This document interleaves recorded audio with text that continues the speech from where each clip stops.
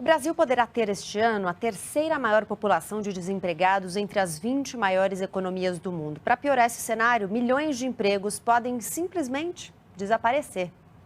Inteligência artificial, genética e microbiologia, robótica e veículos autônomos eram coisas de filmes de ficção científica ou de um futuro distante. Mas esse futuro já chegou e as novas tecnologias mexem com os empregos. De acordo com o Fórum Econômico Mundial, no relatório The Future Jobs, as alterações no mercado devem acabar com mais de 5 milhões de postos de trabalho.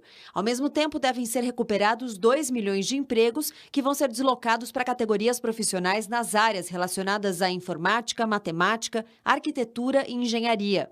As áreas mais afetadas negativamente vão ser de escritório e administrativo, construção e extração, negócios, jurídico e financeiro. O relatório avaliou a situação em 15 países. Além dos dados do relatório Future Jobs, um estudo divulgado ontem pela Organização Internacional do Trabalho afirma que até 2018, mais de 13 milhões de brasileiros vão estar desempregados no país. Segundo a OIT, o Brasil vai ter o maior aumento de desemprego entre os países do G20 e muitos de nós vão ter que se reinventar para se manter no mercado de trabalho.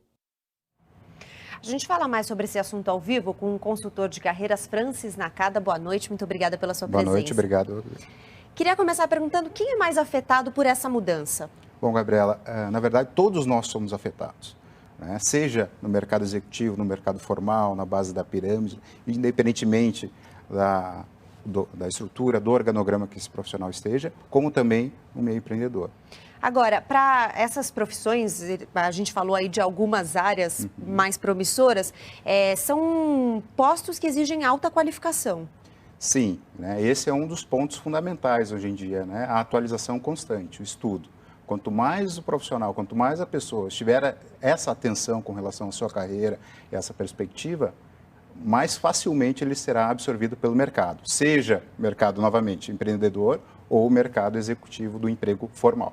Agora, não só para conseguir um posto, para se manter também, né? Porque eu imagino que os profissionais se tornem obsoletos mais rápido também. Não só para se manter, mas também pensando em se desenvolver na própria empresa que ele está. É fundamental o trabalho, né, sempre 3 frentes. Né? O primeiro ponto, né, o autoconhecimento, onde aquela pessoa quer chegar, para que ela possa estar estruturando esse plano de desenvolvimento de carreira. Segundo ponto, o entendimento sobre o contexto do trabalho, né? Ou seja, a movimentação. A gente percebe que já há algumas décadas o Brasil sofre, né, com a desindustrialização. Né? Nos anos 70, a indústria era responsável por 30%, né, dos empregados no Brasil. Hoje, essa mesma indústria emprega 10%. Né? Como o profissional é absorvido mediante esse panorama. E o terceiro ponto são essas tendências, né? Ou seja, quais são as perspectivas daqui para frente para o mercado de trabalho.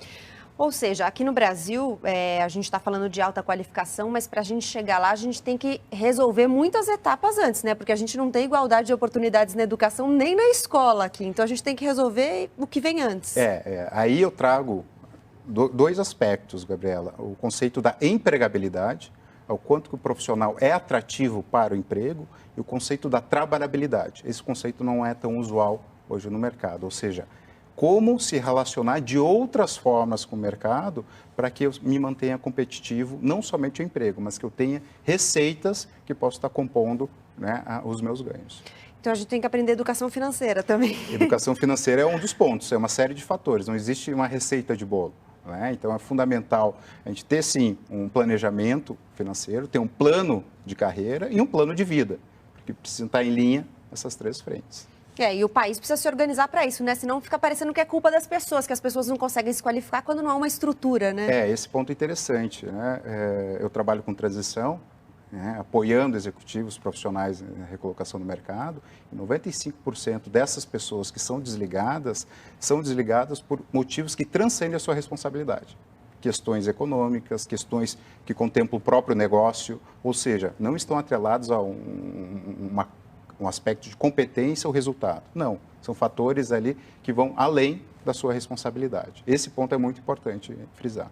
E que dicas a gente pode deixar para as pessoas, já que a perspectiva é que o país tem um número alto de desempregados? Um ponto importante, fundamental, estabelecer fontes alternativas de receita.